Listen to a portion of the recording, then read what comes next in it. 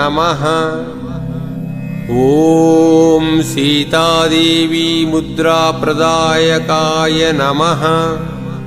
ॐ अशोकवनिकाक्षेत्रे नमः। ॐ सर्वमायाविभञ्जनाय नमः।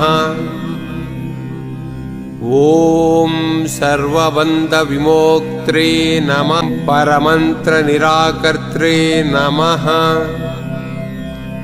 ॐ परयन्त्रप्रभेदकाय नमः। ॐ सर्वग्रहविनाशिने नमः। ॐ भीमसेनसहायकृते ॐ सर्वमन्त्रस्वरूपवते नमः।